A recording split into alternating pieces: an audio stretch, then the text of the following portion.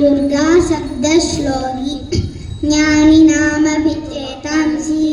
देवी भगवती सा बलादाकृष्य मोहाय महामाया प्रयच्छति दुर्गे स्मृता हरसि भीतिम् अशेषजन्तोः स्वस्ते स्मृता मतिमतीव शुभान् ददासि दारत्य दुःखा भयहारिणी कात्वदन्या सर्वोपकार करणाय सदात्मचित्ता सर्वमङ्गलमाङ्गल्ये शिवे सर्वार्थसाधिके शरण्ये त्र्यम्बके गौरी नारायणि नमोस्तुते शरणागत दीनार्थ परित्राणपरायणे सर्वस्यार्तिहरे देवी नारायणि नमोस्तुते सर्वस्वरूपे सर्वेशे सर्वशक्तिसमन्विते वैर्यस्त्राहिनो देवी दुर्गे देवी नमोस्तुते रोहान शेषान् अपहंसि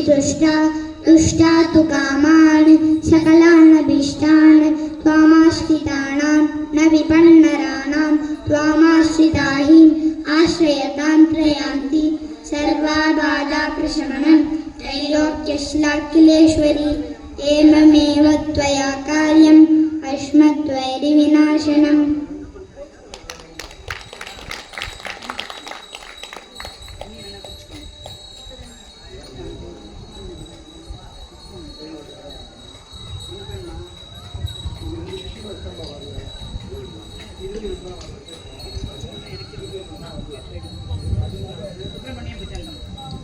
सुब्रह्मण्यभुजङ्गं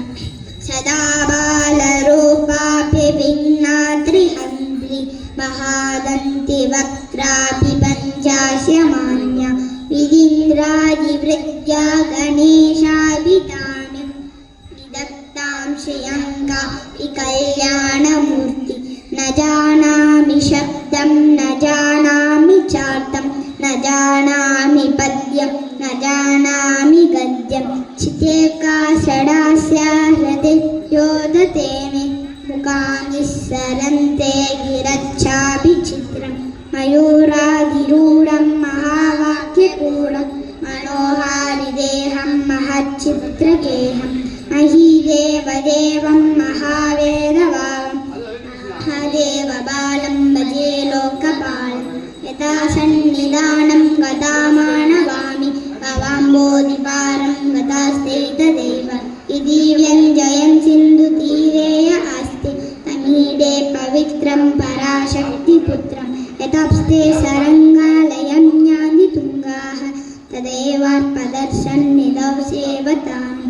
इतीवोर्निपङ्क्ते नृणां दर्शयन्तं सदा भावये हृच्छरोजे गुहन्तं गिरोमन्निवासे नरायेधिरूढाः सदा पर्वते राजते तेधिरूढाः इतीव ब्रुवङ्गन्धशैलाधिरूढः सदेवो मुदे मे सदा षण्मुखोऽस्तु महाम्बोधिधीरे महापापचोरे उमेन्द्रानुकूले स्वहन्दाख्यशीले गुहायां वसन्तं स्वभासालसन्तं शनाक्तिं हरन्तं श्रयामो गुहन्तं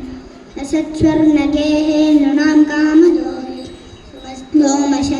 सुमस्तोमशञ्चन्नमाणिक्यमन्ये समुद्यसहस्रार्कतुल्यप्रकाशं सदा भावये कार्तिकेयं सुरेशं रणत्तं सखे मञ्जुलेत्यन्तशोणि मनोहारि लावण्यपीयूषपूर्णि मनश्षड्गदो मे भवक्लेशतप्तः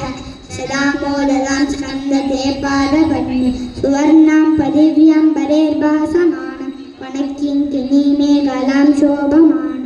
सत्येमपट्टेन विद्योदमानं कटिं भावये स्कन्दते दिव्यमानं पुलिन्दे सकन्यागनाभोगतुङ्गस्तनालिं अनाशक्तकाश्मीररागं नमस्याम्यहं तारगारे दोरः समस्त्वापराधं समस्तं महेश नमक्ये गिनीश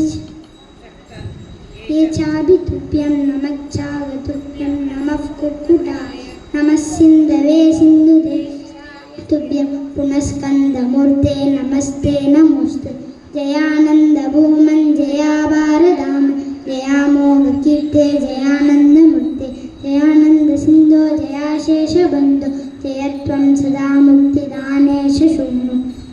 भुजङ्गाख्यवृत्तेन क्लुप्तं स्तवन्यः कडे भक्तियुक्तो गुहं सम्प्रणम्य सपुत्रः कलत्तं धनं दीर्घम्